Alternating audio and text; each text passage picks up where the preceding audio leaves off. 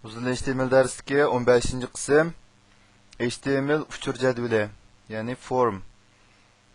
Uchur jadvali ko'plagan uchur jadvalini o'z ichiga oladigan jadval hisoblanadi. Uchur jadvali elementlaridan tekst kirgizgich, taqtanlash ko'nikmasi, ko'p tanlash ramkasi va tortilma tizimlik qatorliqlar bor bo'lib, Tor abonentning uchur kirgizishi va tanlashiga yetakchilik qildi. Uchur jadvaliga forma orqali aniqlik beramiz. Masalan, shu so'z qoldirish daftari desak, so'z qoldirish daftariningki shu tordoshlar uchur yo'llaydigan qismidagi mazmunlarni shu forumning ichiga olamiz. Andan keyin kirgizuvchi xat kuchi deganda birinchi xil text rayini, ya'ni text file kirgizgich deymiz. Mana misol qaraydigan bo'lsak,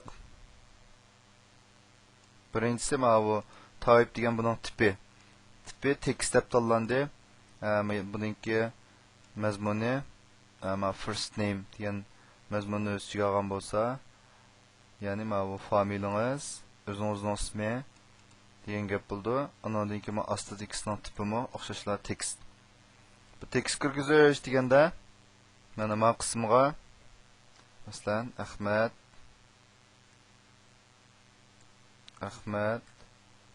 Mardan deb mana text kirgizishga bo'ladi. Andan keyin ikkinchisi taqtanlash, ya'ni radio button ko'nikmasi deganga qarta.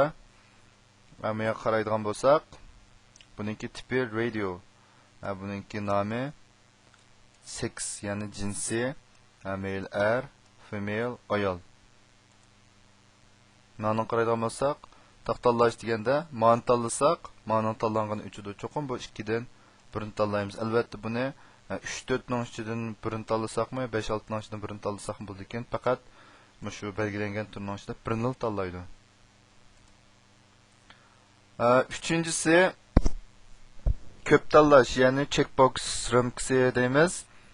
Bunun qaraydigan bo'lsak, buningki tipi checkboxes deb aniqlab berilgan inputniki.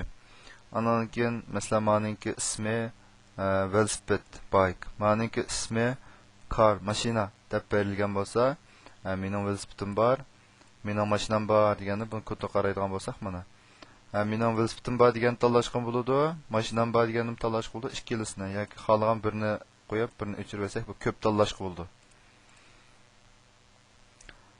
Andan keyin uchur jadvalining harakat xarakteri, ya'ni action va jazmlash ko'nikmasi, Tor abonenti jazmlash ko'nikmasi yo'llashni bosgandan keyin kirgizilgan mazmun yana bir hujjatga yo'linib bir taraf qilinadi. Uchur jadvalining harakat xarakteri dal mazmun yo'linadigan yana bir hujjatni belgilash ishlatiladi. Bu nima deganda masalan, ma uchurlarni biz to'ldirib bo'lgandan keyin bir yo'llash ko'nikmasi orqali yo'llasak, bu uchurni bir taraf qilgan betga almashadi.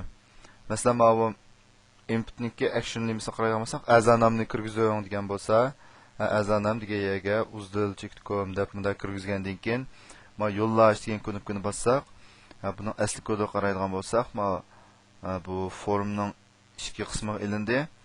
Buningki yo'llangan hujjat ma form action php degan hujjatga yo'linib, shu hujjat ichida hozir mani bossam, mana ichidagi mazmunni mayadagi qimmatga yuklagandan keyin ma hujjatga yo'llab berdim. Ma hujjat oldidagi yuklangan qimmatni bir taraf qildi.